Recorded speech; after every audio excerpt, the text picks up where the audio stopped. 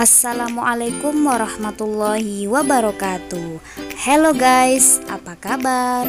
Semoga semua tetap dalam lindungan Allah Subhanahu wa Ta'ala.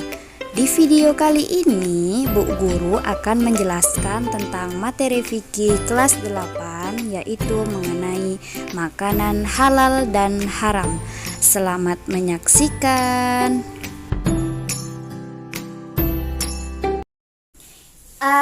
Assalamualaikum. Salam selamat dan sejahtera saling mendoakan di antara kita.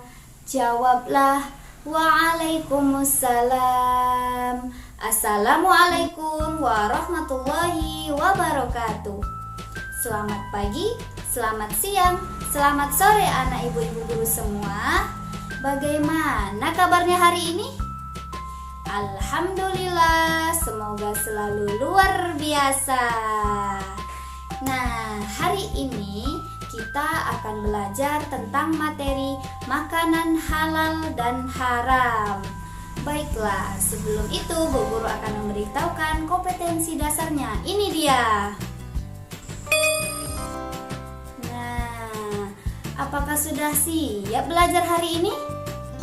Alhamdulillah, sudah ya. Nah, jadi sebelum kita belajar, marilah kita membaca doa bersama. Bismillahirrahmanirrahim. Rabbi zidni ilman warzuqni fahma. Amin amin ya rabbal alamin. Alhamdulillah, semoga dengan pembacaan doa tadi aktivitas pembelajaran kita hari ini dapat berjalan dengan lancar. Amin amin ya rabbal alamin. Oke anak-anak, sebelum kita masuki materi pembelajaran, Bu Guru akan memberikan penjelasan mengenai makanan. Jadi, makanan itu merupakan sebuah kebutuhan pokok bagi makhluk hidup. Namun, di dalam Islam akan menjadi sebuah ibadah jika kita lakukan dengan benar atau sesuai dengan syariat Islam. Dan juga kita harus bisa memperhatikan mana makanan yang halal dan haram yang harus kita konsumsi. Nah, jadi timbul pertanyaan nih. Pastinya bagaimana sih Bu Guru cara menentukan suatu makanan itu halal atau haram? Kemudian ada lagi yang bertanya, makanan apa aja sih yang boleh kita makan atau yang tidak boleh kita makan? Oke, mari kita simak video materi pembelajaran ini. Oke, kita lanjut ke materi. Apa sih makanan halal itu? Apakah ada yang tahu anak ibu guru semua? Belum ya? Nah, jadi kata halal berasal dari bahasa Arab yang artinya disahkan, diizinkan, dan diperbolehkan. Kalau menurut istilah, makanan halal itu adalah makanan yang boleh dimakan menurut ketentuan syariat Islam. Jadi, kita sebagai seorang muslim, makanan yang dimakan harus memenuhi dua kriteria. Nah, yang pertama itu adalah halal. Halal artinya dibolehkan berdasarkan syariat Islam. Kemudian yang kedua, ada toyib. Toyib artinya baik, mengandung nutrisi, bergizi, dan menyehatkan. Hal ini diperintahkan di dalam Al-Quran surah Al-Baqarah ayat 168. Oke, mari kita cek di Al-Quran. Mana dia? Ini dia, Quran surah Al-Baqarah ayat 168. Bismillahirrahmanirrahim. Ya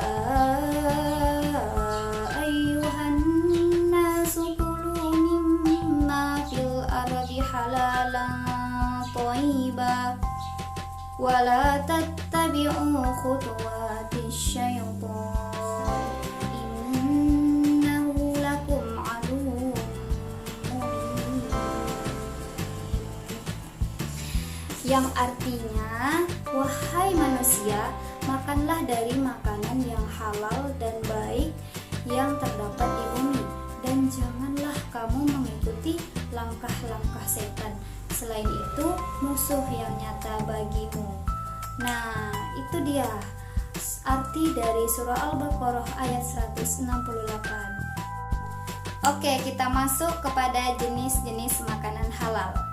Makanan dikatakan halal harus memenuhi 3 kriteria. Yang pertama, halal dari segi wujudnya atau zatnya. Makanan yang halal menurut zatnya itu adalah makanan yang dari dasarnya itu halal untuk kita konsumsi atau kita makan. Nah, jadi contoh halal dari segi wujudnya ada ayam. Ayam ini halal untuk kita makan dagingnya. Oke, kemudian ada kambing. Nah, daging kambing ini boleh untuk kita makan. Kemudian kalau untuk sayur-sayuran ada kangkung dan daun ubi. Selanjutnya buah-buahan ada kelengkeng, apel. Yang B, halal dari segi cara memperolehnya. Makanan yang halal dengan cara memperolehnya adalah makanan yang diperoleh atau dilakukan dengan cara-cara yang baik atau sah dengan ketentuan syara. Nah, jadi contoh dari segi cara memperolehnya itu adalah pada gambar ini. Nah, gambar ini adalah gambar orang yang sedang bertani. Nah, jadi hasil panennya itu akan menghasilkan padi. Dari padi itulah yang akan dia makan. Kemudian yang C, halal dari segi pengolahannya, yaitu makanan yang semua halal dan akan menjadi haram apabila cara pengolahannya itu tidak sesuai dengan syariat Islam. Jadi anak-anak, banyak sekali sekarang makanan yang halal, tetapi karena pengolahannya itu tidak benar, maka menyebabkan makanan itu menjadi haram. Nah, contohnya aja seperti kayak buah anggur. Nah, ini adalah sebuah pohon anggur yang halal kita makan, tetapi kalau diolah menjadi minuman keras, maka minuman itu akan menjadi haram. Nah, itulah contoh dari segi cara pengolahannya. Oke, kita lanjut ke materi selanjutnya. Tadi Bu Guru juga sudah menjelaskan tentang makanan halal atau makanan yang boleh kita makan menurut syariat agama. Kemudian Bu Guru akan menjelaskan tentang makanan haram. Nah, kalau udah ada kata haram ini berarti tidak boleh kita lakukan. Oke, jadi anak-anak, kata haram itu berasal dari bahasa Arab haram yang berarti larangan atau dilarang oleh agama. Jadi kalau menurut istilah, makanan yang haram itu adalah makanan yang dilarang kita konsumsi menurut Al-Quran dan hadis. Hal ini juga diperintahkan oleh Allah Subhanahu wa taala dalam Quran surah Al-Maidah ayat 3. Ayo kita bacakan. Mana dia Al-Qur'annya? Ini dia. Bismillahirrahmanirrahim.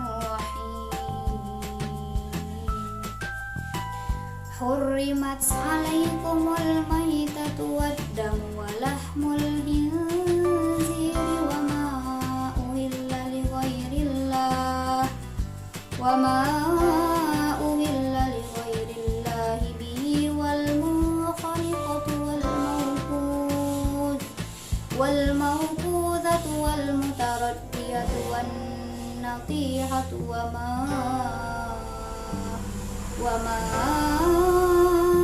akalas sabu illa ma zakkaytum, yang artinya diharamkan bagimu atau memakan bangkai, darah, daging babi atau daging hewan yang disembelih atas nama selain Allah, yang tercekik, yang dipukul, yang jatuh, yang tanduk dan diterkam binatang buas, kecuali yang sempat kamu menyembelihkannya. Quran Surah Al-Maidah ayat 3. Nah, jadi di dalam Quran Surah Al-Maidah ayat 3 ini sudah jelas ya bahwasanya kita tidak boleh memakan yang haram-haram seperti bangkai atau segala macamnya.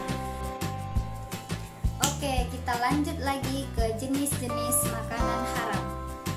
Makanan yang haram di dalam Islam itu ada 2 jenis yang harus kita ketahui. Yang pertama haram aini, yang kedua haram sababi. Kita masuki penjelasan haram aini.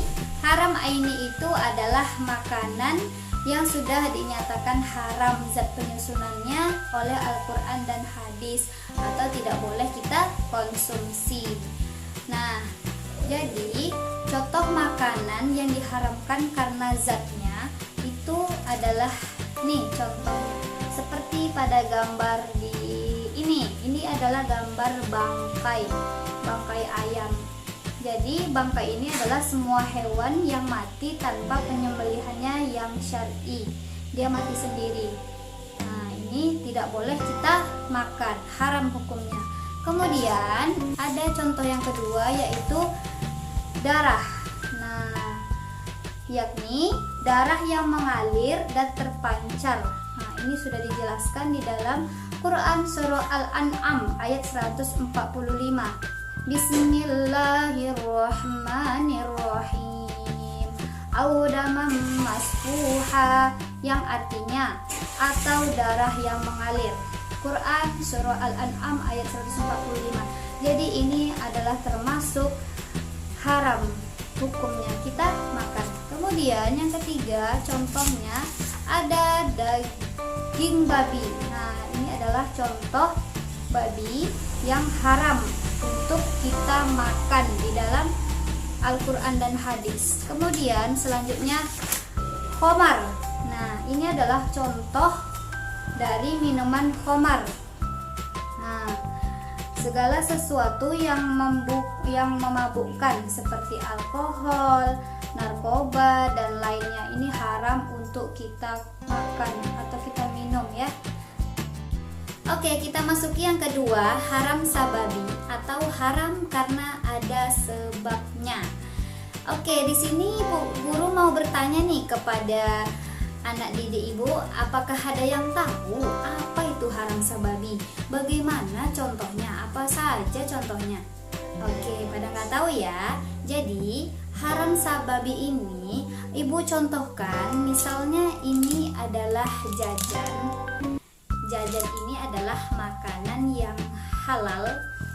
Dia bisa berubah menjadi haram karena cara pengolahannya atau prosesnya dibuat pakai minyak babi. Nah, itu adalah bisa haram. Nah, jadi tidak boleh dimakan. Itu contohnya. Kemudian contoh yang kedua, makanan menjadi haram karena dia diperoleh dengan cara yang tidak baik, seperti dia mencuri, kemudian riba atau nipu dan lain-lain. Itu haram. Oke. Jadi tadi sudah jelas ya bahwasanya haram aini seperti ini, haram sababi seperti ini gitu ya. Nah, jadi manfaat dalam menggunakan makanan halal lagi yang akan ibu guru jelaskan. Apa saja manfaatnya dalam menggunakan makanan halal? Tadi udah haram, sekarang makanan halal. Yang pertama, manfaatnya adalah membawa ketenangan hidup dalam kehidupan sehari-hari. Yang kedua, dapat menjaga kesehatan jasmani dan rohani. Yang ketiga, mendapatkan iman dan takwa kepada Allah Subhanahu wa Ta'ala. Nah, mungkin itu saja yang dapat ibu guru sampaikan. Mohon maaf apabila ada kesalahan dan kekurangan. Kita tutup aktivitas pembelajaran kita hari ini dengan mengucapkan hamdalah alhamdulillahirabbil alamin. Semoga kita bisa berjumpa di waktu selanjutnya. Oke, terima kasih. Ibu akhiri dengan wassalamualaikum warahmatullahi wabarakatuh.